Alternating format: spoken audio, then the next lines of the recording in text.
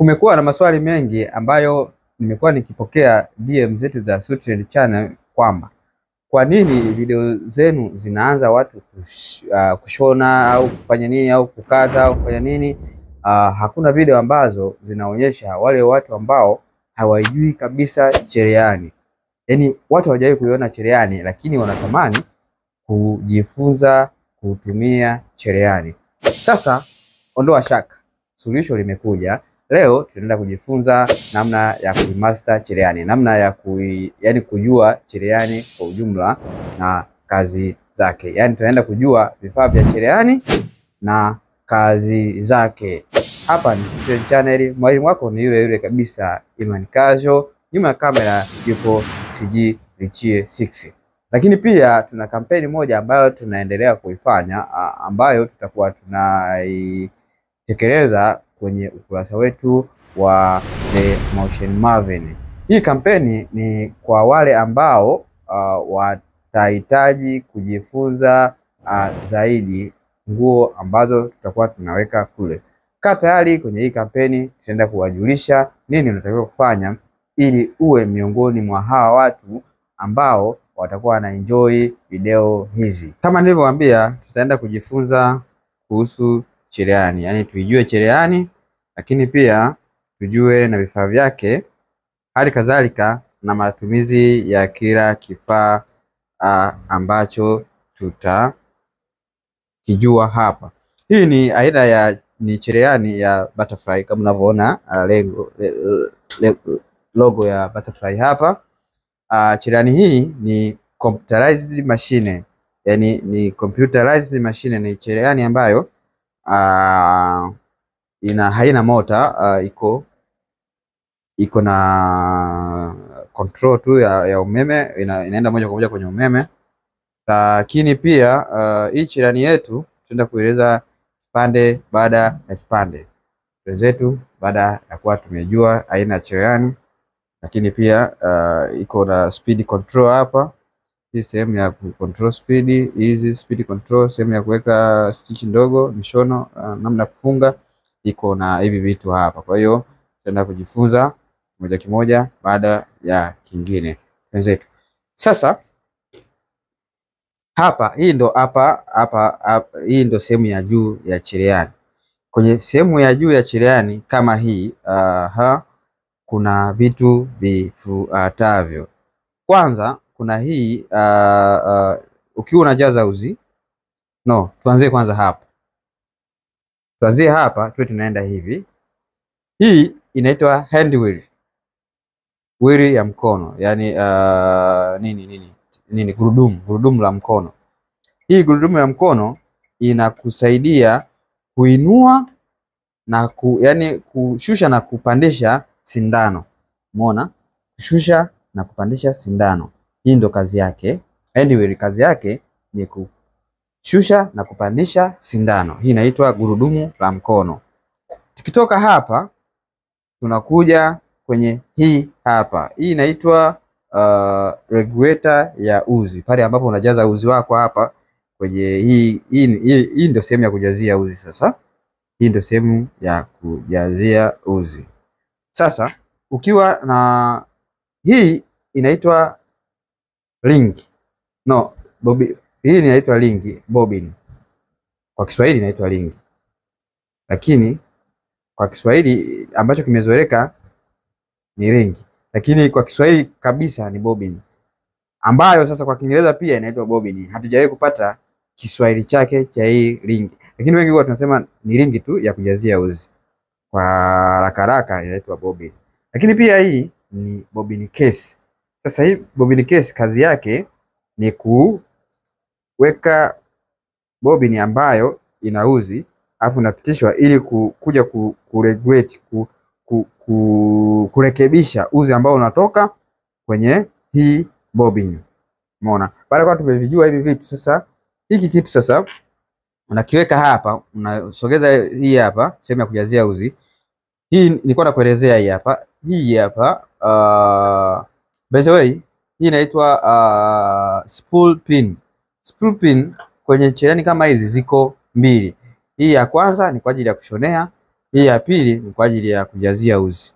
Umeona? Hii ni antena ya kushika uzi. Hii ni antena ya kushika uzi. Umeelewa? Sasa ukiwa unajaza uzi hapa, hii ina regulate uzi utoke kwa spidi gani hapa. Ukifungua hivi uzi unatoka kidogo, ukifunga hivi uzi unatoka umebana. Kwa hiyo kama unajaza uzi wako hapa, unataka ujae vizuri bila makunyekunye huko ndani, kwa unabana kwenye size ambayo wewe utakuwa unaona kabisa kwamba nikijaza hapa uzi wangu utapangika vizuri hapa. Kwa hiyo hapa tumeshaona gurudumu la mkono, tushaona sehemu ya kurekebisha uzi ili utoke kwa kasi ipi, lakini pia hii ni sehemu, hii ndio sehemu hii inafunguka by the way, lakini hii ndio sehemu ya kuangalia kama cherehani ina mafuta. Hii hapa sehemu hii hapa, unaweza kuangalia vizuri. Hii ndio sehemu ya kuangalia kama cherehani ina mafuta. Lakini hiki ni kisu. Ukimaliza kujaza hapa, unaweza ukakatia tu hapa chap uzi wako. Unaweza kujaza hapa, unakatia hapa chap uzi wako, mambo yanaenda. Lakini pia hii ni uelekeo wa uzi. Hii pamoja na hii vyote vinakupa namna gani uweze kuweka uzi. Baada ya kuweka kwenye hii ndio spool pin yetu hapa.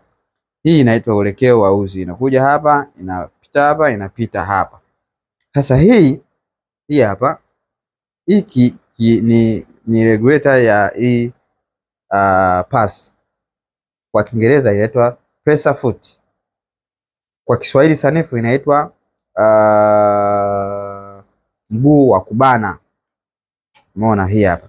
Inaitwa pass kwenye Kiswahili kilichozoeleka, kwa Kiingereza inaitwa pressure foot, lakini kwa Kiswahili sanifu inaitwa mguu wa kubana. Umeelewa? Kwa hiyo sasa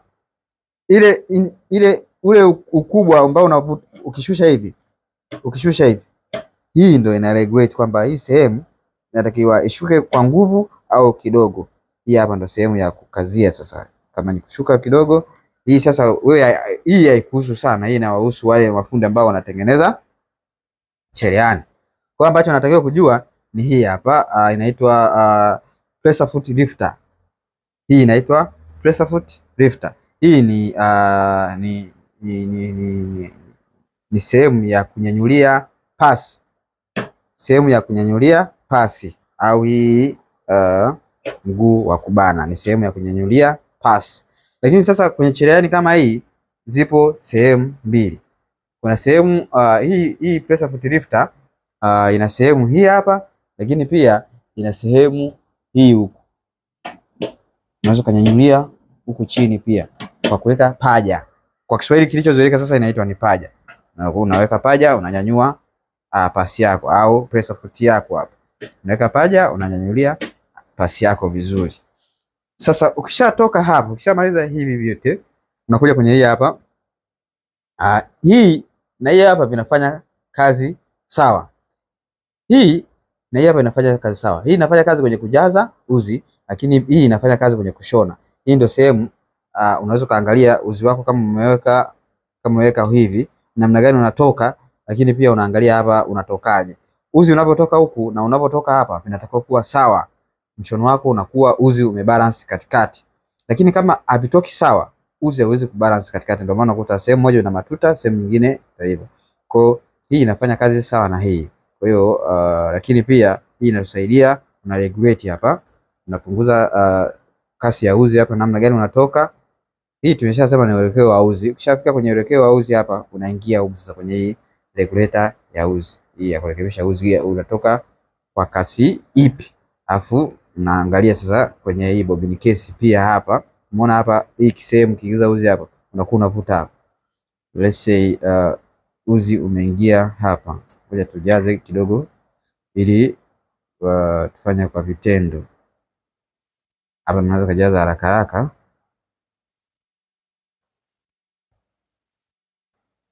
Umeona? Alafu ukiingiza hapa, uzito unaosikia, uzito unaovuta hapa unapotoka, ndivyo unapoweka uzi wako hapa. Uzi wako hapa unapovuta hivi, unapotakiwa kutoka. Unaposikia huko unatoka hivi, na hapa unatakiwa usikie hivi. Kisha kuweka hivi, mshono wako utabalance vizuri. Tukija hapa, hii inaitwa inaitwa ni stitch regulator. Unataka kushona stitch pana, unaweka namba, unaona kama hivyo namba 0 1 2 3 4 5. Namba 5 unaweka speed pana. Namba 4 unapunguza. Sasa hii ndio sehemu ambayo utaweza kuangalia. Mimi nashonea uzi wa stitch namba 3. Nguo nzima inatakiwa kuwa na uzi huo, utakiwa kubadili. Otherwise kuna sehemu labda unatakiwa kukazia zaidi. Hii ndio sehemu ya reverse. Umeona, kama unataka kushona, unataka kurudisha nyuma, hii ndio sehemu ya reverse. Lakini pia hapa kuna sehemu ya kupunguza speed, hapa sehemu ya kuongeza speed. Hapa sehemu ya kuangalia mshono gani uende straight au mshono upinde. Umeona, hapo unabonyeza mshono unaenda straight, hapa mshono unaenda unapinda. Ukirudi hapa tuna hii inaitwa slide plate au bamba la kuteleza. Slide plate, bamba la kuteleza. Hii hapa, hii ndio sehemu ambayo unaweza ukainyanyua hivi. Hii ni sehemu ambayo inafunika sehemu ya bobbin. Lakini pia kuna hii inaitwa bamba la kuteleza. Sasa hii hapa inaitwa bamba la koo au throat plate. Hii hapa slide plate, hii hapa throat plate. Hii unaona inakuwa na namba half, inakuwa na quarter, half, 3/4, 1. Umeona, ina moja, ina robo tatu, ina nusu, ina robo. Umeona, sasa hizi zote ni sehemu ambayo, umeona hii pressure foot yako hiki throat plate kina maana yake. Kwanza unaona huko ndani kuna feed dog hizi. Unaziona hizi feed dog? Nikisogeza hivi mashine, hizi feed dog zinashuka na kupanda kama unavyoona. Zinashuka na kupanda. Hizi zinaitwa feed dog. Kwa Kiswahili cha kawaida inaitwa meno. Haya ndio meno haya. Unashuka. Haya meno ndio yanasababisha nguo inaenda mbele. Haya meno haya ndio yanasababisha nguo inaenda mbele, kwa sababu kama meno hayako sawa, nguo haitoenda mbele. Hizi feed dogs ndio zinasababisha meno yanaenda hivi. Sasa hii slide plate unaiona hii ndio sasa inasaidia kama mtu unashona, let's say kwamba umeona hii, kwa mfano hiki ndio kitu nakushona. Umeona hivi kuna vijumba. Kwa hiyo unatakiwa kama nguo yako imeishia hapo, always iende hapo kwenye robo tu. Kama nguo yako imeishia imeenda kwenye nusu, always iende kwenye nusu tu. Inakusaidia kunyosha uzi wako. Kama nguo inaenda kwenye robo tatu, iende kwenye robo tatu. Nguo kama inaenda kwenye inchi moja, iende kwenye inchi moja. Na imani huwezi kutengeneza pindo ambalo linazidi hapo. Kwa hiyo hii ndio sehemu hii throat plate ndio inakusaidia kutengeneza mishono yako iliyonyoka. Tukishamaliza hapo, tunakuja kwa chini huko. Hii inaitwa pedal, foot pedal. Yani pedal ya mguu hii ndio inakusaidia kuregulate speed, yani kurekebisha speed yako, speed kwenda kasi au kwenda kidogo. Hii ndio inaitwa foot pedal. Umeona hii? Kwa hiyo ukibonyeza sana speed, ukibonyeza kidogo speed kawaida, hivyo. Hii ndio inaitwa speed pedal. Tukimaliza hapo, unaona hii hapa, hii hatujazungumzie. Hii ni pini ambayo inakusaidia, kwa mfano kama unataka kuweka mafuta au cherehani inataka kuisafisha nini, hii ndio inakusaidia kunyanyua ili cherehani yako ije istiki hapa, isilale hapa kwenye meza. Hii meza inatakiwa kuwa safi always. Kwa hiyo cherehani yako haitakiwi kulala hapo au kuchubua hapo. Lakini pia hapa kuna switch. Kama unavyoiona hapa kuna switch. Hii ndio sehemu ya kuwashia mashine yako. Kama nilivyokuambia ni computerized. Unawashia hapa na kuzimia hapa. Unawashia hapa na kuzimia hapa.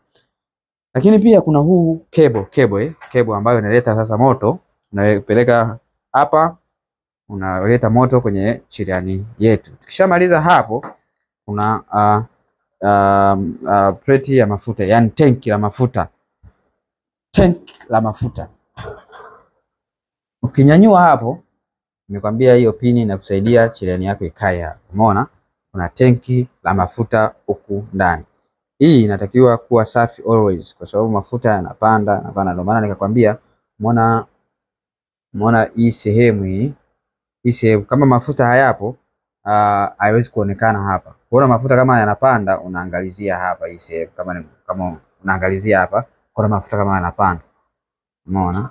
Kwa mafuta kama hayapandi, unaangalia kwa nini hayapandi. Kinachopandisha mafuta hichi hapa. Umeona hii ndio inazunguka kupandisha mafuta huku ndani. Lakini pia kuna hizi nyuzi. Hizi nyuzi pia zinapandisha mafuta huku ndani. Kwa sasa wewe kama unashona kwenye hii plate ya sehemu ya kuwekea bobbin case hii hapa, unatakiwa kuwa unaifili mafuta hii sehemu. Unatakiwa kuwa unaifili mafuta kwa sababu mafuta huku hayapandi kwa mafuta ambayo yako kwenye tanki. Hii inaitwa manual sehemu ya kuwekea mafuta kwa wewe mwenyewe sasa bila cherehani kufanya. Bila shaka tutakuwa tumeelewa cherehani yetu. Sasa kinachofuata ni kwenda kuelezea cherehani hizi domestic sewing machine, hizi cherehani za kawaida. Of course inaweza kuwa kampuni ya Butterfly au kampuni yoyote ile, lakini hizi manual sewing machine tunaenda kuziona sasa, ili sasa wewe ambaye unatamani kujifunza cherehani kama hii, kabla hujaanza kushona umeshavijua vifaa vyake na vinafanya kazi gani. Hope utakuwa umenielewa.